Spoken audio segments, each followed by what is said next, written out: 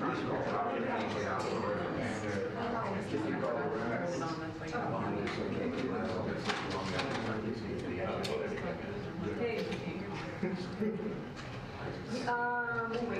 yes.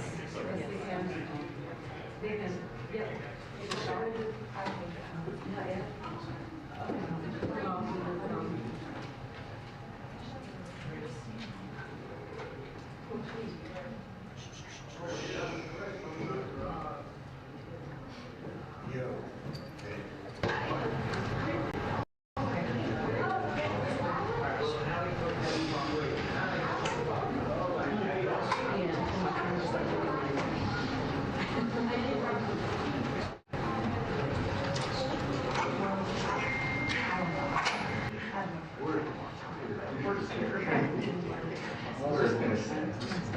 Centers for Community Services Administrator,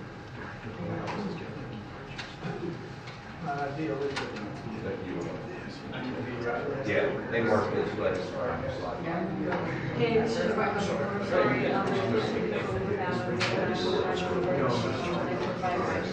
Thank you.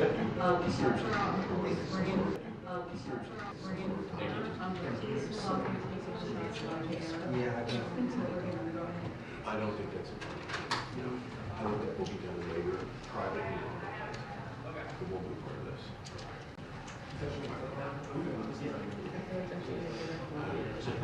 Me too. correct, correct. Please hold on for a second. Please. Yeah, that's, I don't think that's this weekend. That would be something. Okay.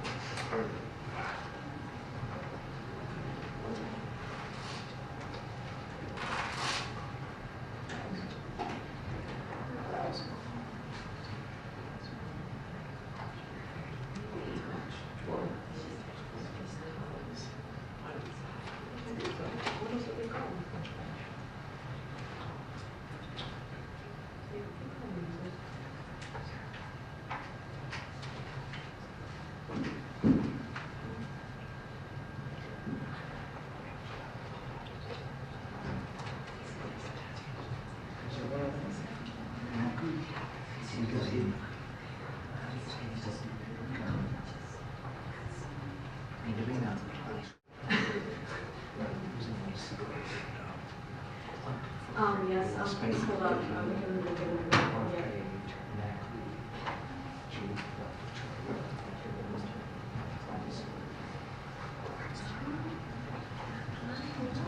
My connectivity is bad, so it doesn't know, so I can't take them yet.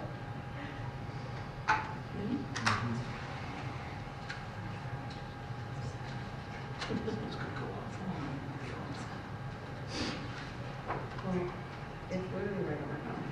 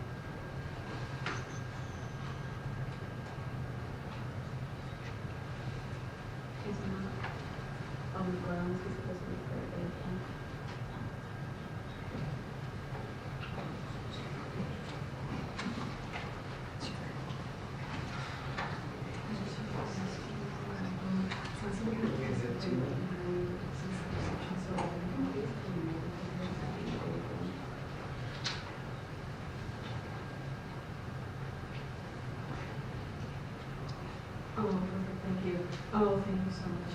Okay, that's so nice.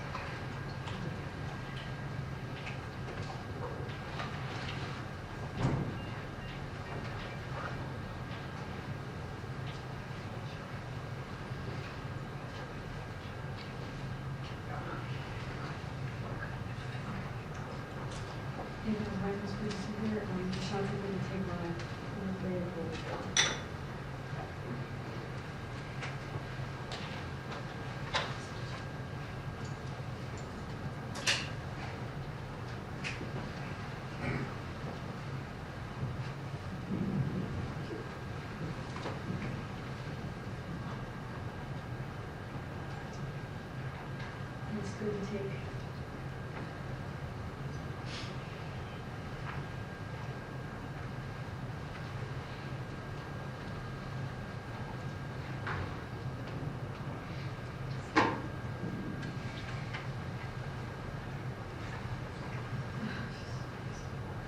Yes.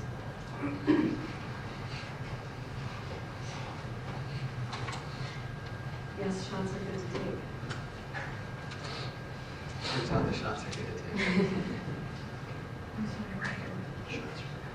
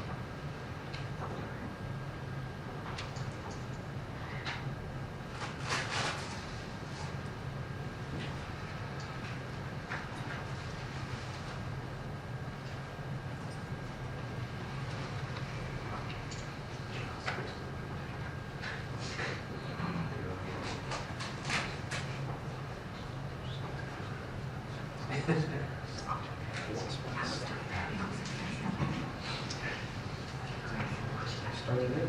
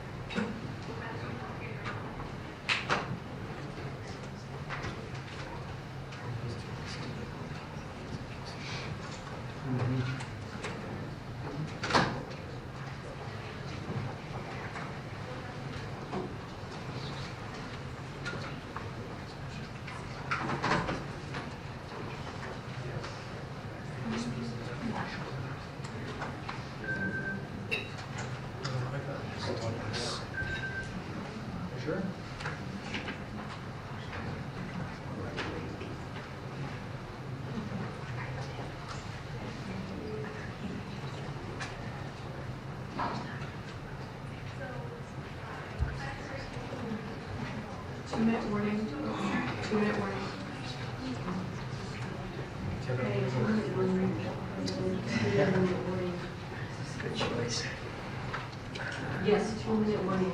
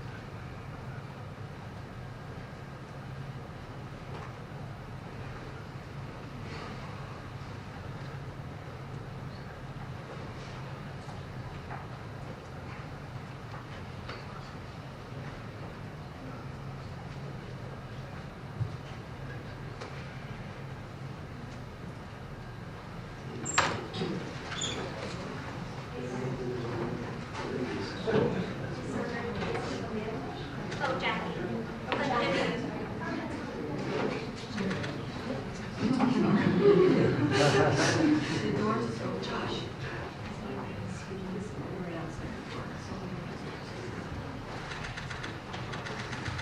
Hello, everyone. Thank you very much. So I've been waiting for this meeting for 20 years, actually. And it's not that everything's 100% understood or known, but I think we've made a lot of strides. I wish it was done a long time ago. Today, we're delighted to be joined by America's top medical and public health professionals as we announce historic steps to confront the crisis of autism. Horrible, horrible crisis.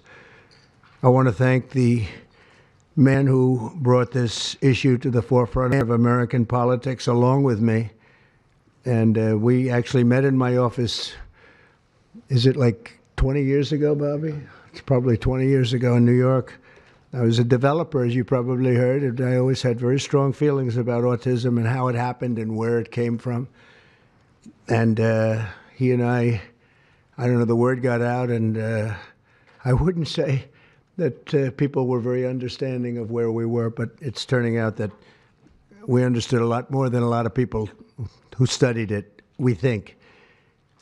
And I say we think because I don't think they were really letting the public know what they knew. Thanks as well to the director of the National Institute of Health, Dr. Jay Bhattacharya, FDA Commissioner Dr. Marty McCary. These are great people. Administrator of the Centers for Medicine and Medicaid Services, Dr. Mehmet Oz, and Acting Assistant Secretary of HHS, Dr. Dorothy Fink. So thank you all. Thank you, Dorothy, very much. The meteoric rise in autism is among the most alarming public health developments in history. There's never been anything like this.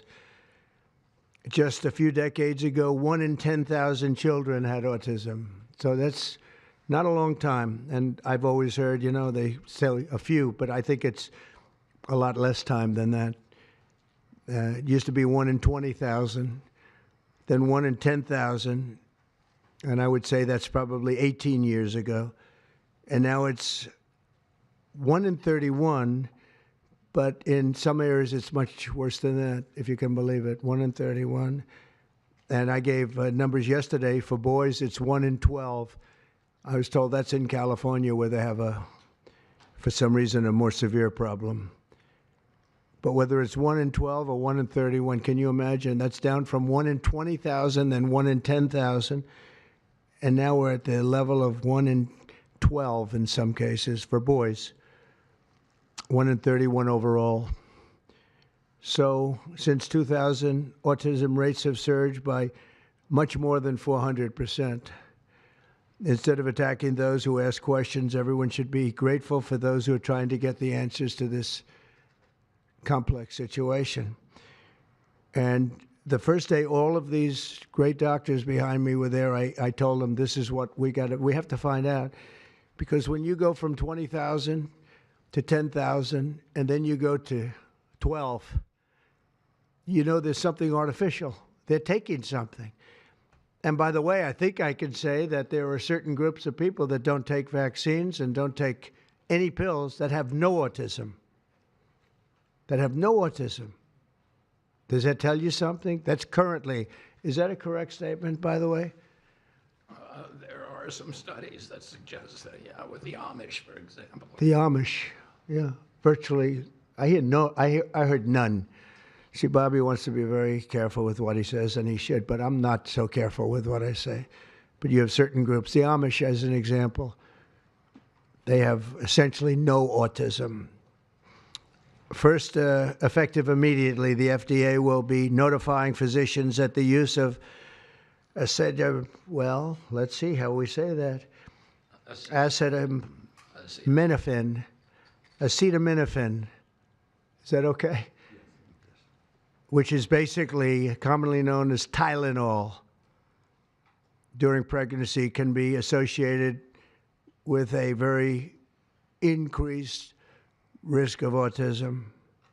So taking Tylenol is not good. All right, I'll say it. It's not good.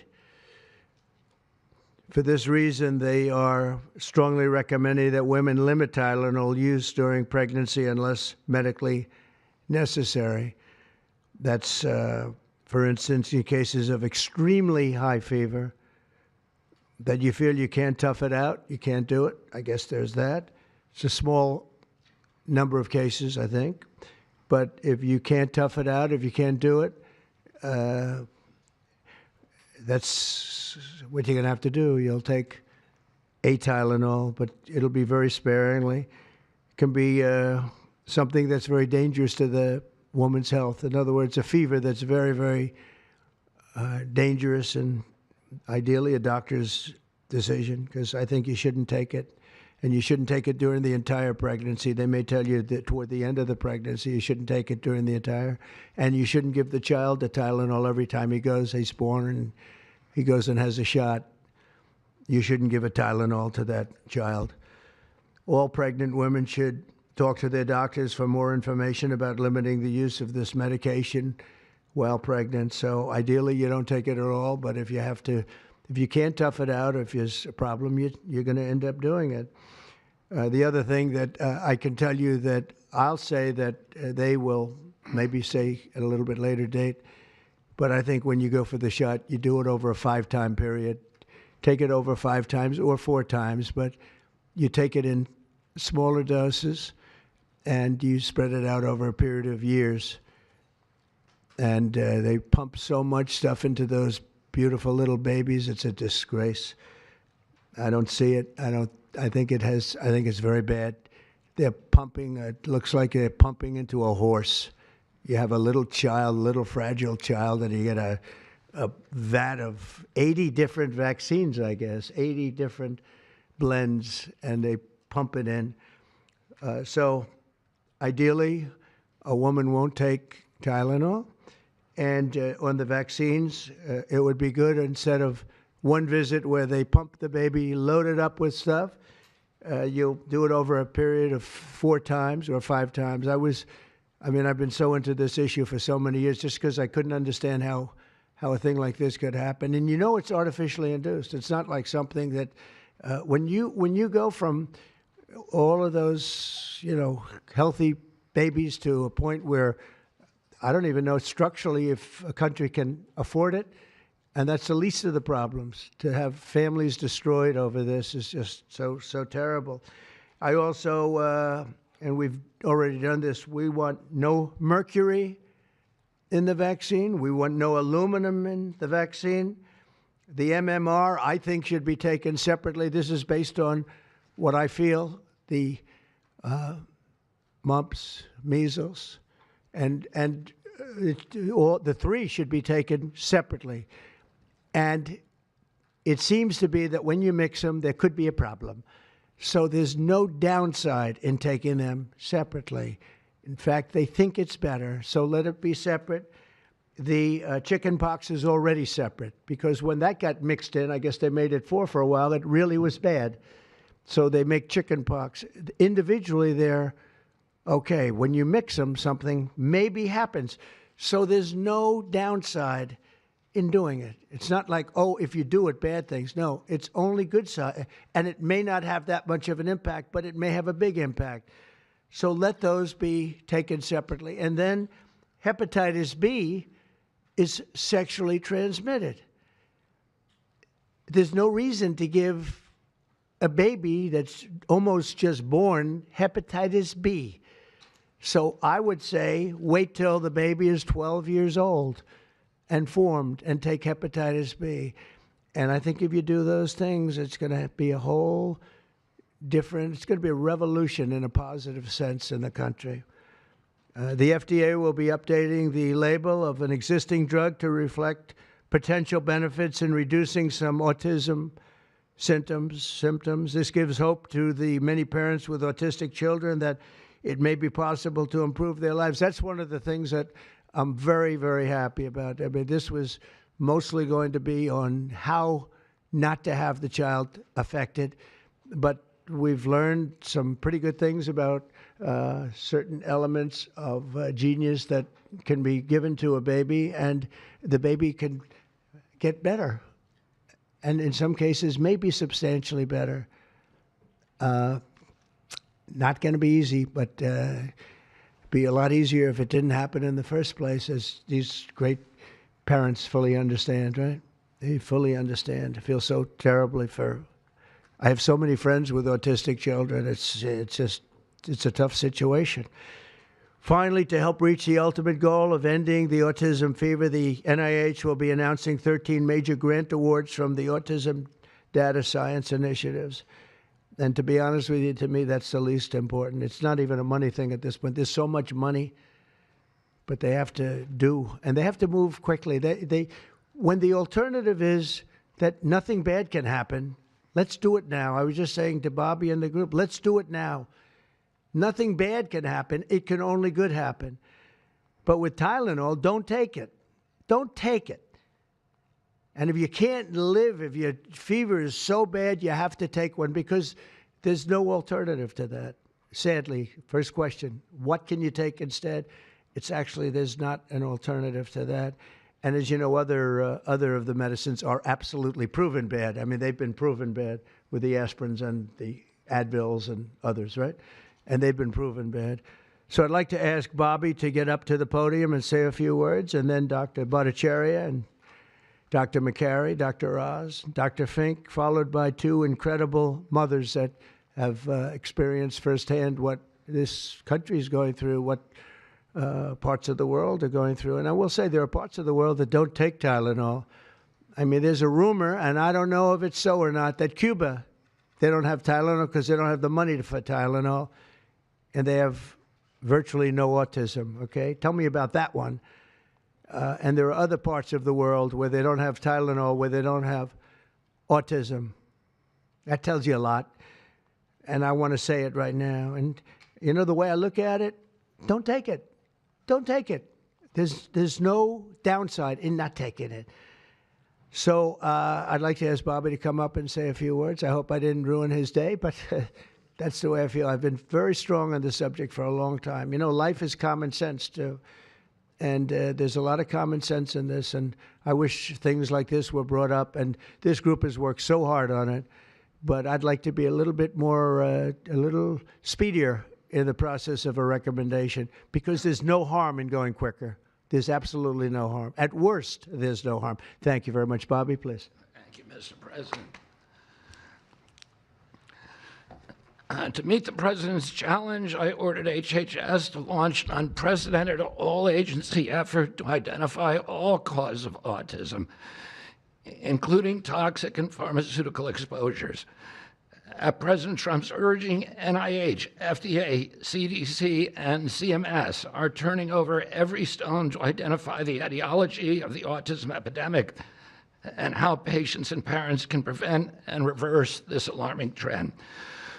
We have broken down the traditional silos that have long separated these agencies, and we have fast-tracked research and guidance. Historically, NIH has focused almost solely on politically safe and entirely fruitless research about the genetic drivers of autism. And that would be like studying the genetic drivers of lung cancer without looking at cigarettes. And that's what NIH has been doing for 20 years. As a result, we don't have an answer to this critical question, despite the cataclysmic impact of the epidemic on our nation's children. We are now replacing the institutional culture of politicized science and corruption with evidence-based medicine. NIH research teams are currently testing multiple hypotheses with no area off limits.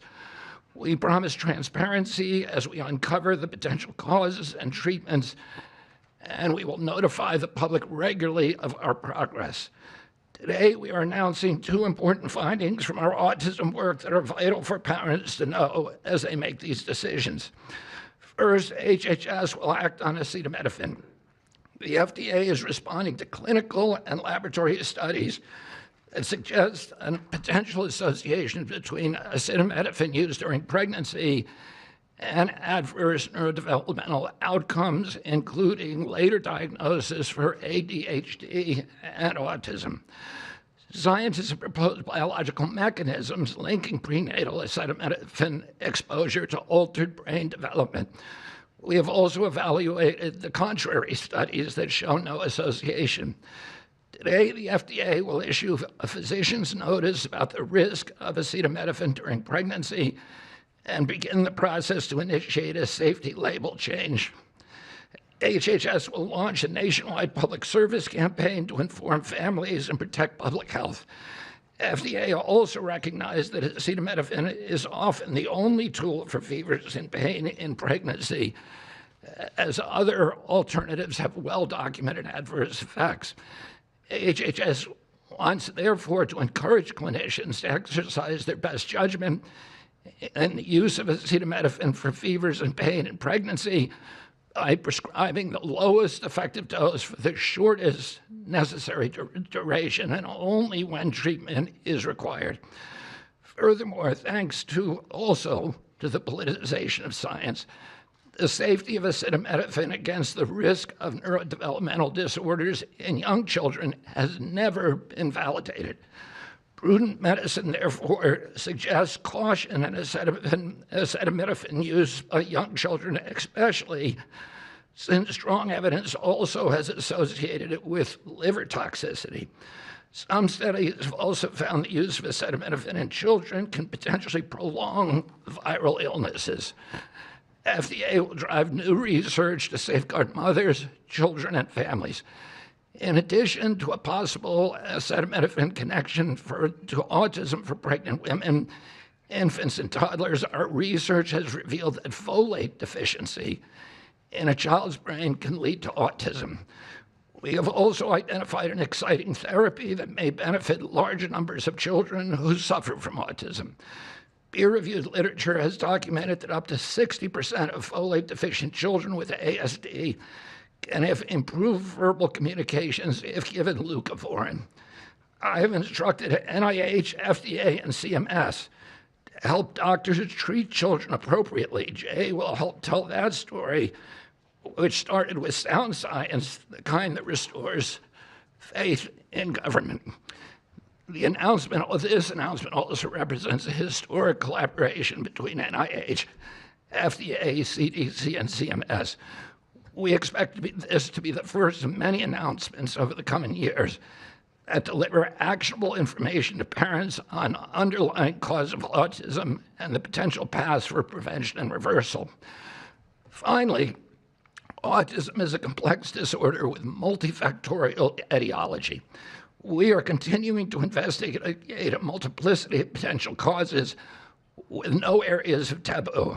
One area that we are closely examining, as the President mentioned, is vaccines.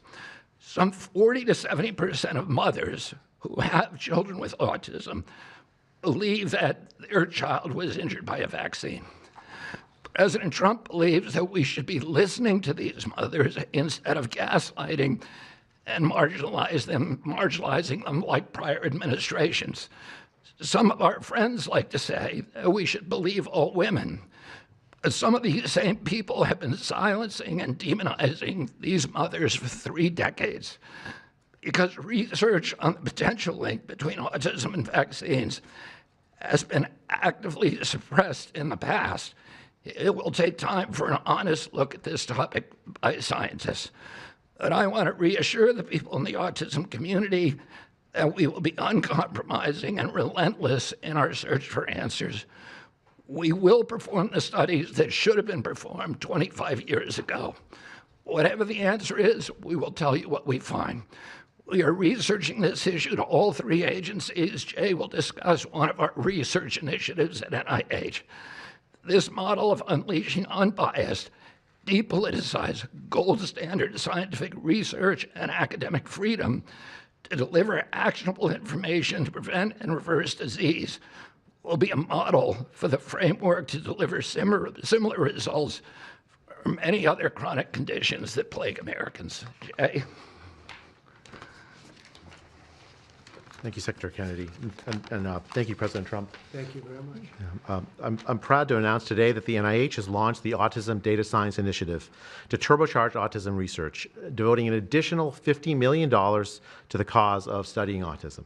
Nearly 250 research teams from across the country applied sent in their applications and were peer reviewed by the NIH review panels. The NIH peer reviewers chose the 13 best projects focused on root causes and therapies with replication and validation studies to guarantee gold standard science. The studies feature a new kind of science called exposomics, where scientists consider environmental and medical factors, nutrition, events during pregnancy, in combination with biology and genetics to answer vital questions about autism. Science like this, conducted in partnership with families and physicians, is the best way to arrest and reverse the autism epidemic. Autism spectrum disorder encompasses a very wide range of symptoms, ranging from mild difficulties with social interactions to profoundly autistic children who experience severe disabilities in speech and behavior. Given this wide range of symptoms across the spectrum, it seems certain that there will be a wide range of biological contributors to explaining the cause. The great thing about the new NIH initiative on autism is that scientists will use rigorous advanced methods in causal inference, machine learning, organoids, and other fresh approaches to the problem.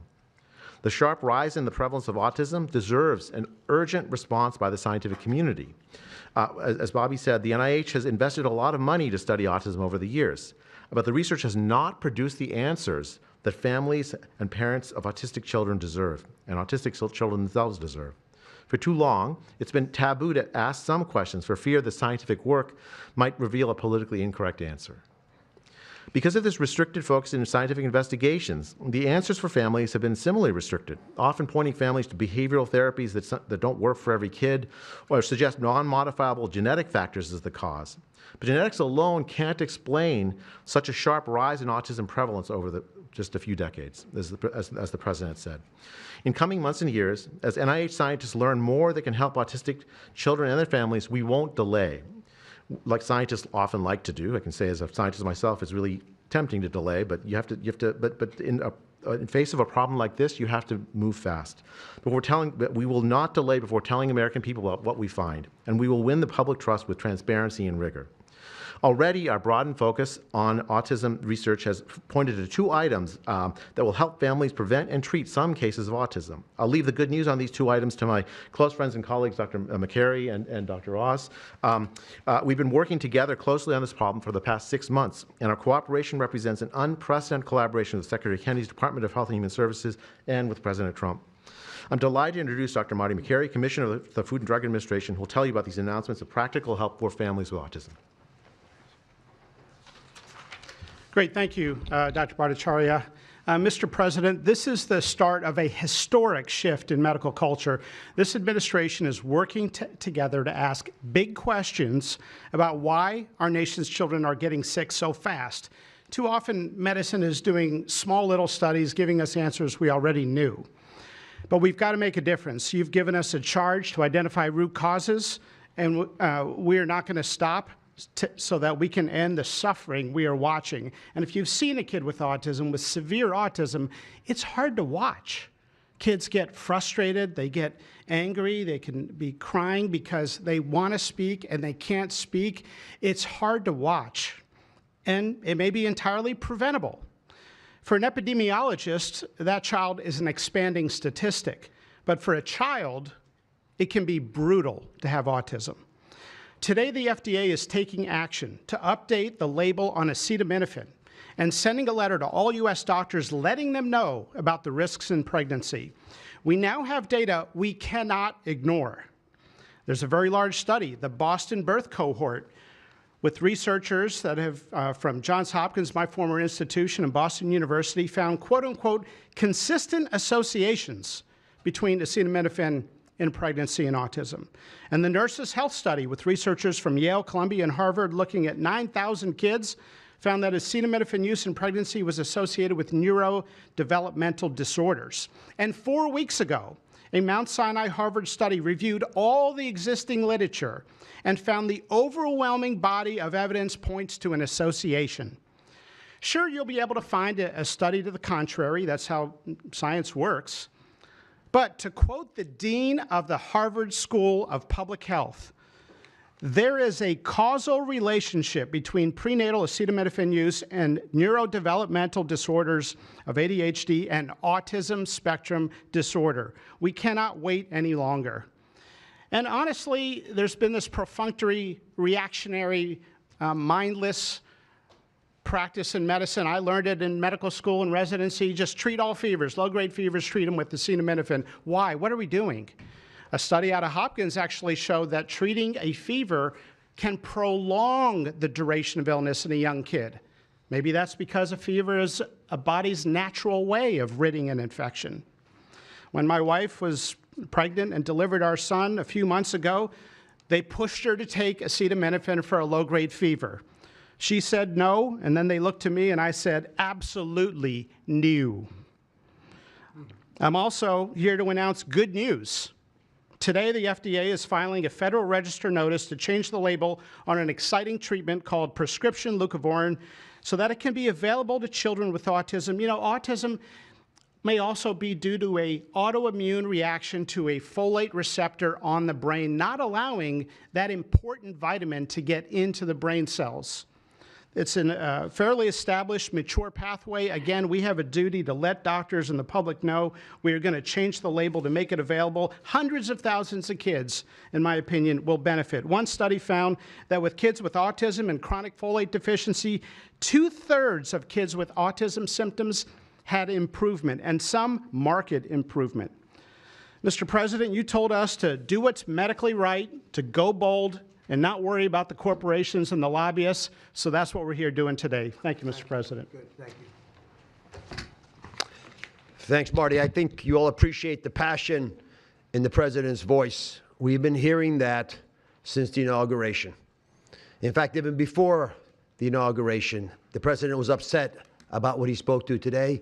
And so together with Secretary Kennedy, who's made it his life's work to address some of these challenges with autism, they challenged us. In fact, they were harsher than that. They wanted no silos to break down what the NIH would do, what the FDA would do, what CMS would do. They insisted that the physician leaders bust through the clutter because their agencies had the power if we didn't do what every other prior administration had done, which is to let people function within their siloed environments. Because of that, in historic fashion and a very accelerated manner, we have a response today to the autism crisis. It is the first of several chapters, but this is breaking news. You've heard some of it. The response to the autism crisis is going to continue to come to you under Secretary Kennedy's leadership, and the President wouldn't have it any other way, as you've heard. The FDA, based on NIH research, is approving prescription leucovorin for treatment of autistic children. Now, if you're following the script, there should be two questions that you have, two questions that should come to your mind. The first is, how will patients and parents get access to the treatment? I'll tell you how. Over half of American children are covered by Medicaid and CHIP, government health insurance, over half. And therefore, because they're covered in Medicaid and CHIP, upon this label change by Marty, state Medicaid programs in partnership with CMS will cover prescription leucovorin around the country. It's yours, but you have to go to a doctor to get a prescription because they know your child, they know you, and they know the medication. States will also have tools to monitor its use and ensure appropriate utilization. That's important for a bunch of reasons because we want the right kids getting the right prescription medications. We believe private insurance companies will rapidly follow our lead if they have not already done so. And again, to make sure that this is safe and effective treatment, you need a physician to prescribe the medication because it's on prescription. Second big question, how are we going to collect clinical data to answer the big questions that the President's asking and the Secretary insists that we offer? CMS is also issuing guidance to convene states and existing research networks to support NIH and FDA in their research efforts of prescription leucovorin, while also maintaining the privacy of all patients, all health information of our beneficiaries. Collecting real-world data, which is what many of you have been asking us to do in the community, is fast, it is life-saving, and we'll get answers based on what happens over the next few months with this approach. The aggressive approach, and it is aggressive, demanded by the President and by the Secretary, have already identified risk factors and opened the door for the first FDA-recognized treatment pathway for autism. It is the first of its kind, and it wouldn't have happened without the leadership of the President and the Secretary. The five-fold increased prevalence of autism over the past 25 years demands a rapid response. The average clinician, researcher, we spoke to many, thought it would take 5 years to get this data. Parents are unwilling to wait 5 years. The President is unwilling to wait 5 years for these results. So the President and the Secretary are acting today with this tri-agency move. The administration's bold actions investing in groundbreaking research follow the science. They restore trust, which has been lacking, and they will change the trajectory for millions of American families. Mr. President, God bless you for being brave. Thank you very much. So let me introduce Dr. Fink, who's acting administrator, and after Dr. Fink, we've got some wonderful women, Jackie and Amanda. I know it's going to be tough, but if you can make some comments about this historic day, God bless you. Thank you, Mr. President, for this opportunity to speak with all of you today. As a pediatrician and mom, I am here today to talk about what this announcement means for the millions of moms and dads who are faced with the choice of whether to take acetaminophen during pregnancy. It's hard to hear information that challenges the status quo. We are sharing this information not to confuse, but to empower parents to make the best choices when taking medications during pregnancy. We are all concerned about the rising rates of neurodevelopmental disorders, including autism. President Trump and Secretary Kennedy are dedicated to radical transparency so that patients have the best, most up-to-date information. We are also sharing this information with our nation's doctors, and we encourage you, as always, to consult with your doctor to make the best decision for you. All too often, it's easy to think that medicines we buy without a prescription pose little to no risk for the mom or the baby. As you heard today, pregnant women who need high fever or pain reduction during pregnancy should take the lowest effective dose of acetaminophen for the shortest possible duration. Most women will not meet these indications during their pregnancies. I am encouraged by these developments today because it is another example of our commitment to the American people to leave no stone unturned in improving the health of our nation's children. Next, I'm going to turn it over to some incredible mothers who are going to share more about their stories, and we're so grateful to have you here today.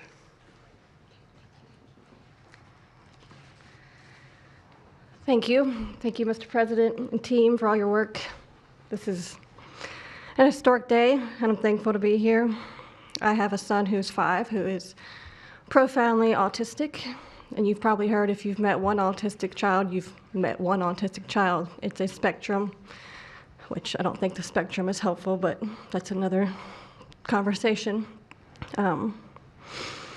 He is an amazing little boy, a blessing from God.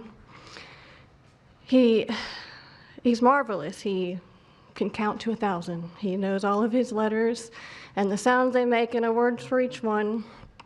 But he also has a lot of obstacles. He is nonverbal. He can say those numbers and letters, but there's no communication. Unless you've lived with profound autism, you have no idea. You have no idea. He, like you said, he will get frustrated because he can't speak.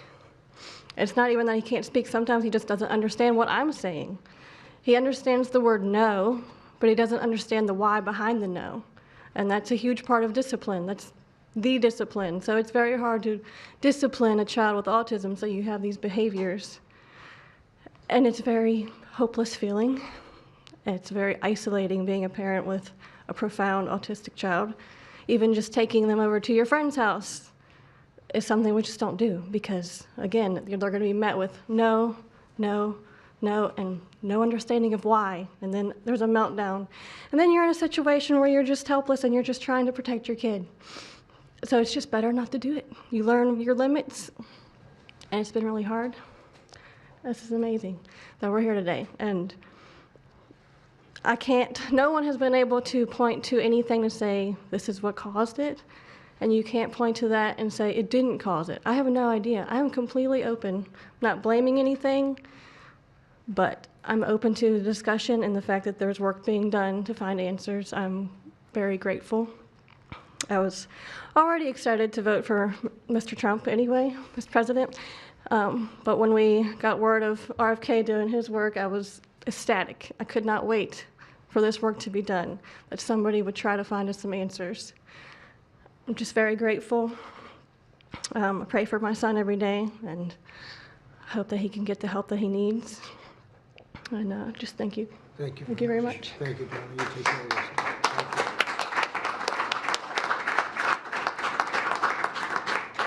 Hi, my name's Jackie. I'm also extremely grateful for the opportunity to be here and share my son's story. My son is Eddie. He's 11. He's on the opposite end of the spectrum from what Amanda just explained. He's considered high functioning. He was not always high functioning. He was nonverbal till the age 4.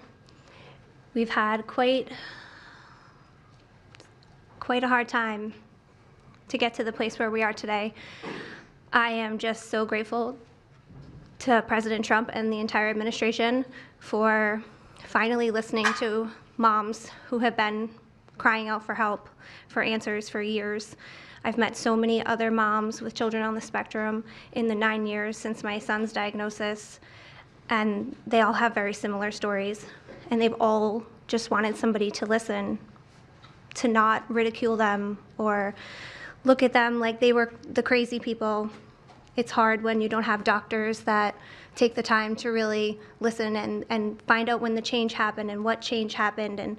And it's just, I've been praying for this day for 9 years, and I'm so thankful to God for bringing the administration into our lives. And I'm speechless. This day is a day I never thought would happen. I thought that we would never have an administration that was courageous enough to look into things that no prior administration had. So I'm just here to express my gratitude, and I am looking forward to what comes from this, and hopefully we just get more answers. So thank you. Thank you very much. So I just want to say acetaminophen is basically Tylenol, essentially, because I noticed that term is used throughout this conference. So it's essentially Tylenol. And I just recommend strongly that you don't use Tylenol unless it's absolutely necessary. I understand it's maybe 10% of the women that are pregnant are, would perhaps be forced to use it. And that would mean you just can't tough it out. No matter what you do, you can't tough it out. So that's up to you and your doctor. But there's a very strong recommendation, maybe stronger from me than from the group, because they're waiting for certain studies. I just want to say, I want to say it like it is. Don't take Tylenol. Don't take it. If you just can't, I mean, it's just fight like hell not to take it. There may be a point where you have to, and that you have to work out with yourself. So don't take Tylenol. Other things that we recommend, or certainly I do anyway, is, and it's so important to me to see the doctor 4 times or 5 times for a vaccine. Don't let them pump your baby up with the largest pile of stuff you've ever seen in your life going into the delicate little body of a baby. Even if it's 2 years, 3 years, 4 years, you just break it up into, I would say 5, but let's say 4 visits to the doctor instead of 1. And certain things I think you should do. We've already taken out and are in the process of taking out mercury and aluminum now. You know what mercury is. You know what aluminum is. Who the hell wants that pumped into a body? And there were rumors about both of them for a long time. But we're having them taken out. We're having them taken out of the vaccines. Hepatitis B, again, that's sexually transmitted. And we think you should wait. I think you should wait till 12. You know, I'm making these statements from me. I'm not making them from these doctors, because when they talk about, different results, different studies, I talk about a lot of common sense, and they have that too. They have that too, a lot. But I recommend the hepatitis B. Take it at 12. Sexually transmitted. You don't have to give it to the baby when the baby's 2 years old. And there are a lot of theories on that, but not when they're 12. Doesn't seem to be a problem at all. The MMR and the chickenpox. Chickenpox has already been broken out. It's a singular shot, but the MMR is not. And I've heard for years that there's a problem with it. But they say that there's no problem if you do each shot separately, not put together. So an MMR, go out and do it separately. Don't take Tylenol. Don't give Tylenol to the baby after the baby's born. Every time the baby gets a shot, the baby gets a shot. They say, here, take a cup of Tylenol. I've heard that for years. Take Tylenol. Don't take Tylenol. Don't have your baby take Tylenol. Now, Tylenol is fine for people that aren't pregnant, that aren't in the situation that we're talking about. One very specific situation. If you're pregnant, don't take Tylenol. When you have your baby, don't give your baby Tylenol at all, unless it's absolutely necessary. Don't do it. Break up your visits to the doctors. Break them up. Do it in 5 if you can. Now, it's inconvenient. It's inconvenient. Oh, you got to have to go back another year later. You're going to go back each year for 4 years, 5 years, 3 years. Just break it up. Break it up, because it's too much liquid. Too many different things are going into that baby at too big a number. The size of this thing, when you look at it, it's like 80 different vaccines and beyond vaccines, and 80. Then you give that to a little kid. I mean, I can tell you that I had a woman who worked for me, a beautiful, wonderful woman, worked in Trump Tower, and she had the most perfect child. Beautiful, just perfect. And I remember this little blonde-haired boy running around the lobby of Trump Tower, so healthy and so vibrant. And I said, that's great. And one day I came in and she was crying her eyes out behind the counter. She worked at the front desk. She was crying her eyes out. I've never, as much as I've ever seen anyone distraught, she was. I said, are you okay? What happened? My boy, I've lost my boy. What does that mean, your boy? My boy, you know him, sir. You've seen him grow up. He was so beautiful. And I took him for a vaccine, sir. And he developed this unbelievable, I think she said 107, 108. You know, it goes well beyond when this happens. It goes up to 106, 107, 108. You know, we hear 105 and you're in trouble, but it just goes up to a level that you never hear about, but it goes up very high.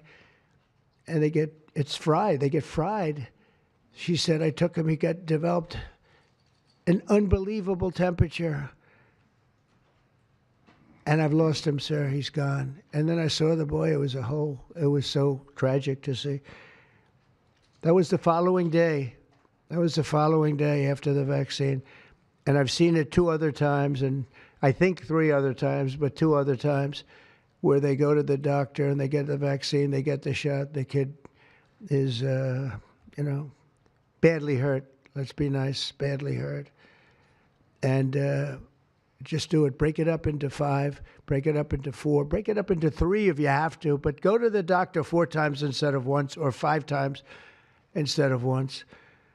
And for some reason, they insist that you put it all into the body, and maybe that's the drug companies that make more money that way. Maybe it's the doctors because they don't want to be, doing this so much. Maybe it's the doctors. They get maybe more money. Who the hell knows what it is? Don't do it. Get them broken into 4 or 5 visits. Do it 4 or 5. That means you have 20%, 25% what you're putting into the baby's body. It can only help. It can only help. And the other things I told you about, just the word tough it out. It's easy for me to say tough it out, but sometimes in life with a lot of other things, you have to tough it out also. Don't take Tylenol. Don't give Tylenol to the baby. When the baby's born, they throw it at you. Here, give him a couple of Tylenol. They give him a shot. They give him a vaccine. And every time they give him a vaccine, they're throwing Tylenol. And some of these babies, they're long born, and all of a sudden they're gone. And it doesn't hurt not to do it. It doesn't hurt. There's no downside. There's no downside at all. And break up MMR. Break it up. It's practically a known fact that if you break it up, you're not going to have a problem. But for years, we've been hearing how bad MMR is as a combination. And I'm very happy that you broke out chickenpox, because that was really a problem. And there are other things. It's interesting because there are other things, we were talking about it, other different drugs, pills that you take that we know are so bad and they don't take them anymore. But for some reason, with this, they keep taking it. Don't take Tylenol. There's no downside. Don't take it. You'll be uncomfortable. It won't be as easy, maybe. But don't take it. If you're pregnant, don't take Tylenol. And don't give it to the baby after the baby is born. And you know, we have more than 3 years left. And I told Bobby and the doctors behind me, and they are so committed to this, I told them that this is the number one thing I want to do from you. And you know, we have something else called Favored Nations, where I'm going to be reducing drug prices by 1,000%, by 900, 600, 500, 1,200. We're going to be reducing drug prices at levels never seen. It's called Favored Nations. We're going to be paying what right now, we're like the garbage can for the rest of the world, and we have been for forever.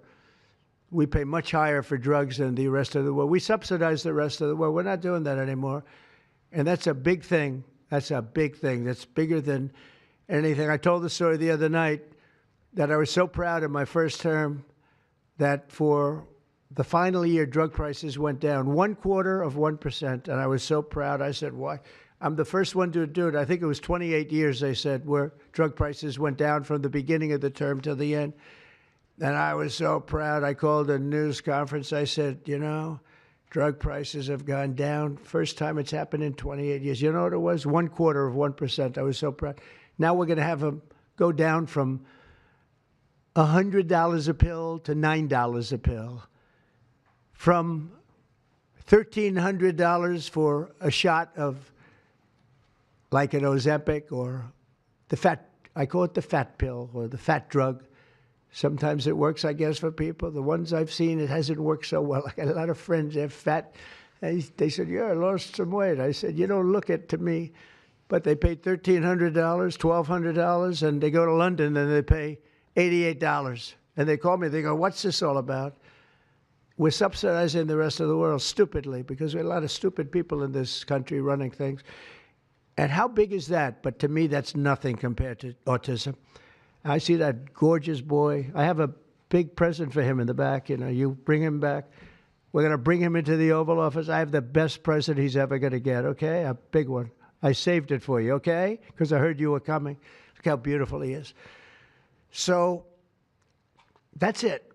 There's nothing much to say. Don't take Tylenol if you're pregnant, and don't give Tylenol to your child when he's born or she's born. Don't give it. Just don't give it. And we're going to have, I think, really, if you do all the things that I say, break it up. Just break it up. Break up the shots with the doctor. MMRs, as I told you, separate, separate, separate. Chickenpox already separate. You do these things. I'm telling you, I want to, when I leave office, I don't want to have, it's going to be the kind of number that we're hearing, where it's 1 in 32 or 1 in 10, because I've heard 1 in 10 also. And in California, it's really bad. I want it to be, let's get it back to maybe 1 in 10,000 or 1 in 20,000 or maybe none in 20,000. And the only way you're going to do that, because this is artificially induced. This is induced by something. You don't go from 1 in 20,000 to 1 in 10,000, then to 1 in 10. That means you're taking something and something's wrong. And I feel very certain, and I know I'll be criticized. Someday they'll look back and they'll say, well, it wasn't, but I think it will. I think we're going to have a tremendous, this is the most important. There's nothing more important than me. We cured inflation that Biden gave us. He gave us so much inflation, the biggest ever in history. We got inflation done. We brought prices down. We gave you the largest tax cuts, all that stuff. It doesn't mean a thing compared to what we're doing today. This means everything. So we're going to save a lot of children from a tough life, really tough life. We're going to save a lot of parents from a tough life. Okay, how about a few questions? Let's just make it on this subject. This is so beyond as a subject that I'd rather not talk about, some nonsense on the economy. And I will say this, the economy is unbelievable. The stock market just hit another record high and all that stuff. This means more to me. Yeah, please. Mr. President, I have one on your announcement, one on vaccines that's also related. Yes. Why do you think we haven't heard more previously about the tie to autism and acetaminophen? Nobody knows. I don't know. Not only that, when you say it, you get attacked. I was saying something similar, not as strongly, because now facts are on our side. But I was saying it with Bobby 20 years ago, and I was attacked. I said, whoa, what was that all about? I had no idea. You get attacked. I don't know. The medical community, the drug companies, doctors. I don't know what it is. All I want to do, I don't care. I don't care about being attacked. It doesn't matter to me. I believe that the numbers at the end of our term or shortly thereafter could be really phenomenal. I want it to go up just like it came down to this horrible level. 1 in 10, 1 in 12. I was told 1 in 10. I was told 1 in 12. Today I heard 1 in 31 if you add the girls and the boys together. It's crazy. And it was 1 in 10,000 and 1 in 20,000. It's not even sustainable for a country. You want to know the truth. And there are other places that don't have it. And they have things in common. And that's called medical research. Yeah, please. Mr. President, I'm curious as you look at the trend lines, yeah, how much of this is the causation of acetaminophen and how much is sort of better diagnosis, doctors, researchers having a better understanding of what is on the autism spectrum? Do you want to do that? Sure, go ahead. That's one of the canards that has been promoted by the industry for many years, that it's changed diagnostic criteria, better recognition. But there's been study after study done of that completely debunks that. One of them by the Mind Institute at UC Davis, University of California. But also it's just common sense, because you're only seeing this in people who are under 50 years of age. If it were better recognition or diagnosis, you'd see it in 70-year-old men. I've never seen this happening in people my age. I've never seen a case of full-blown autism, and that means profound autism. I want to be very careful.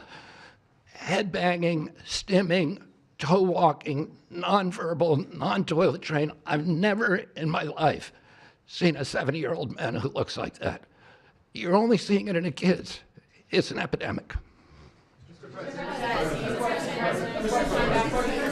Thank you, Mr. President. I was hoping that you could clear up confusion for moms and dads across America, many of whom voted for you. There's a statement that was put out by the American College of Obstetricians and Gynecologists, and in their statement, they write, acetaminophen remains a safe, trusted option for pain relief during pregnancy, and that's at odds with what you said and with what many of the experts say. How do you clear up this confusion? That's the establishment. They're funded by lots of different groups. And you know what? Maybe they're right. I don't think they are, because I don't think the facts bear it out at all. They're fighting for something that, in my opinion, they shouldn't be fighting for. But here's the thing. There's no downside to doing, other than a mother will have to, as I say, tough it out a little bit. There's no downside to doing this. It's not like, oh, if you do this, you're going to die. There's no downside.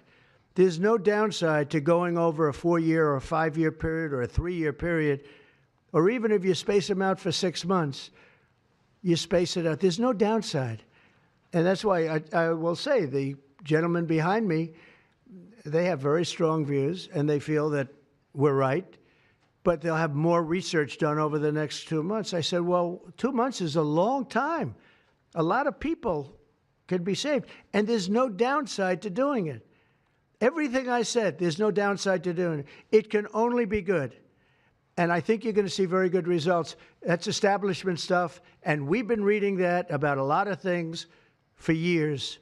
And you know what's happened? We've gone from 1 in 20,000 to 1 in 10,000 to 1 in 32 to 1 in 10. Think of it.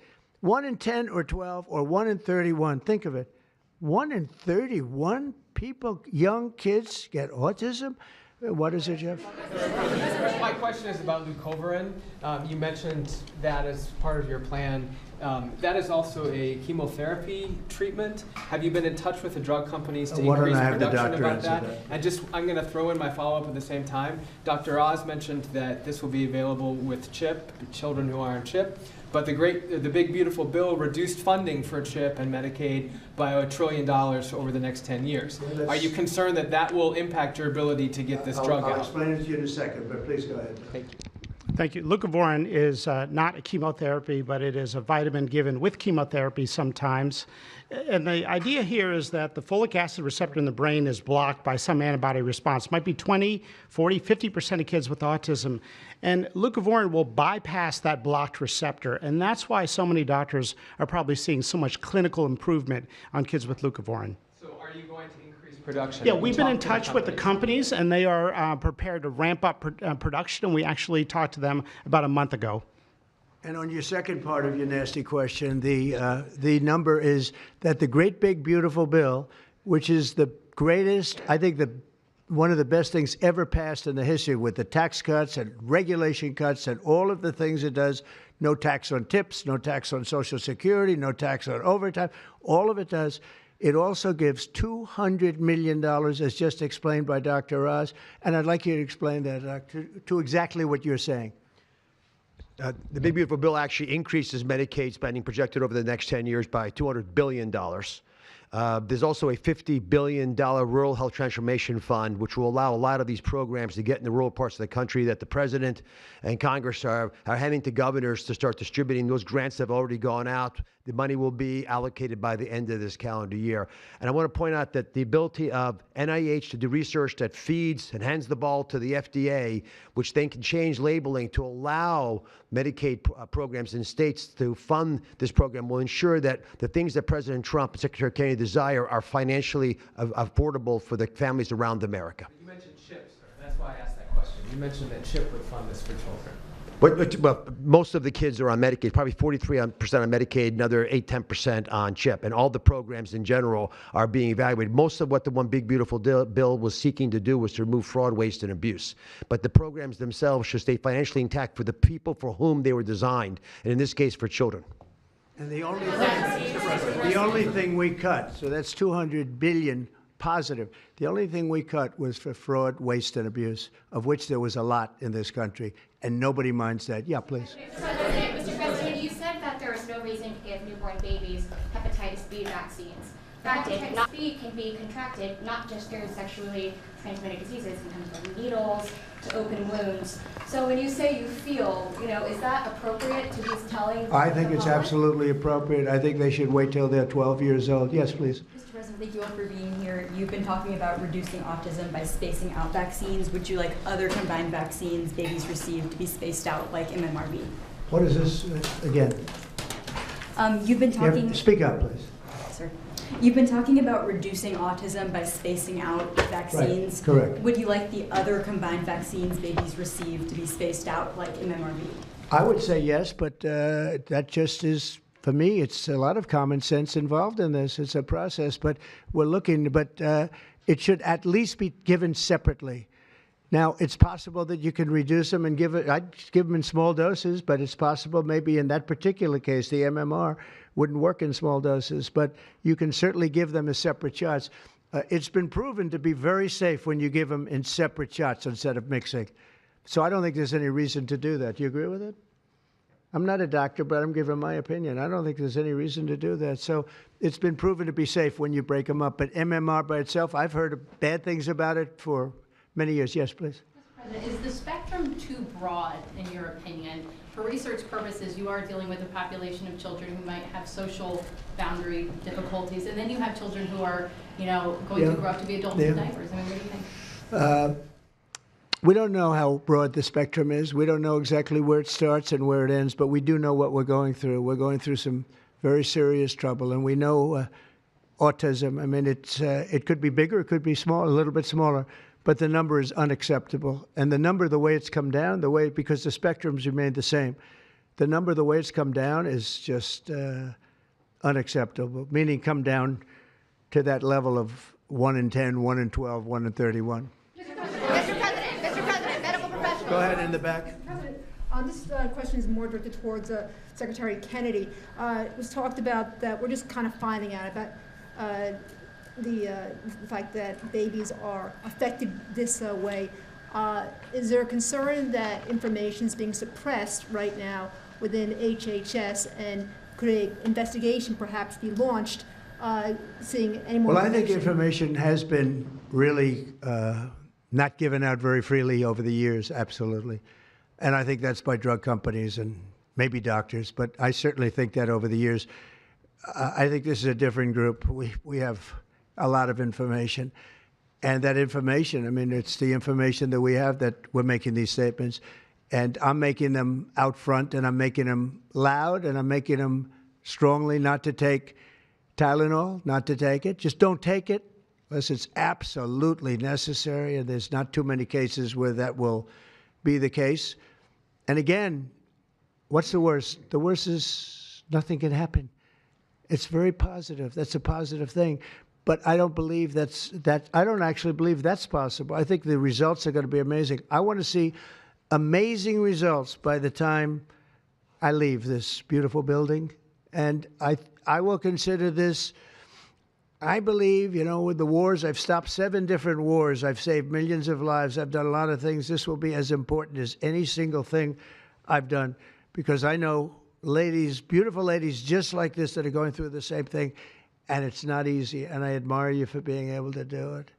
But I admire him, too. I wish I had a face that looked like that. If I looked like him, I would have been president a long time ago. Is widely used in other countries too. As you make this announcement, do you expect your decision may affect I other hope they countries? follow it, yeah. I hope they follow it. Yeah, other countries are, sell Tylenol. Some countries don't. I mean, I hear Cuba, now, again, you'll have to check this out, but I hear Cuba doesn't have it because it's very expensive. And they don't have the money to have it, or they don't want to spend the money to have it. They don't have Tylenol. And I hear they have essentially no autism. So you'll have to check it out. Yeah, Brian. Medical professionals have warned for decades. I said, no, not you. You're CNN. You're fake news. Go ahead, Brian. Thank you, Mr. President. I want to go back to the Amish community, if I can, just for a second. I recently saw a man from Minnesota, an Amish man from Minnesota, on a podcast, and the host asked him what the rates were for like ADHD and autism, and he had no idea about ADHD, didn't know that it existed, and certainly didn't know of any cases. What are they doing? It doesn't exist with the Amish community, and they don't take all of this junk. It doesn't exist. That tells you, doesn't that tell you? That's like, that's like certain countries where it doesn't exist and they don't take it. Would you like to make a comment about that, Mark? The Amish population, a very mixed group. So there's a subset that take vaccines, a subset that does not. And we know they have very low rates of chronic disease all across the board. Please. Thank you, Mr. President. Should the establishment media show at least some openness to, trying to figure out what the causes of autism are? I wish they would, yeah. And why are they so close-minded? Well, look, it's not only the media, in all fairness, it's some people. When you talk about vaccines, they go crazy. And, I'm a big supporter of vaccines. I got a certain vaccine approved in 9 months that would have taken from 5 to 12 years. I'm very proud of it. A lot of people think it was one of the greatest things I've done, and some people think, mostly Republicans, actually. I'll tell you, the Democrats think it was, they think Operation Warp Speed was one of the greatest things any president has done, any president. It's, we're very proud of what happened. We got hit with something that came from a place that shouldn't have happened, but it did happen. Those things take place, and you're very unpleasantly surprised. But no, I'm a big believer in vaccines. The polio vaccine, big believer in vaccines. I know Bobby and you guys have it out a little bit, but he's a believer in vaccines too. But I've seen how great vaccines can be, how incredible they can be. So I'm a believer. Yeah. Yeah, please. Your comments something about MMR and hepatitis B, and you Right. said those were your suggestions, but have you spoken with Secretary Kennedy about actually making those changes? I have, yeah, I have. I've spoken to all the doctors about it, and doctors that are not here right now. I've spoken to many doctors about everything we're talking about. And, you know, the Tylenol has started to be spoken of over the last period of time, but we've been doing the research. A lot of what they've been speaking about comes from right here, by research done by these people. And I just say it again, don't take Tylenol. Don't take it. And don't give it to your child after your child is born. And do all those other things, little things, just spread out your visits, et cetera, on the vaccine. And I want to thank everybody. This is a very important day. Thank you very much.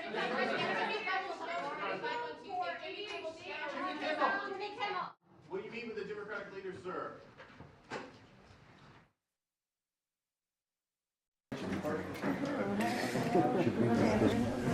He's not going to answer my question.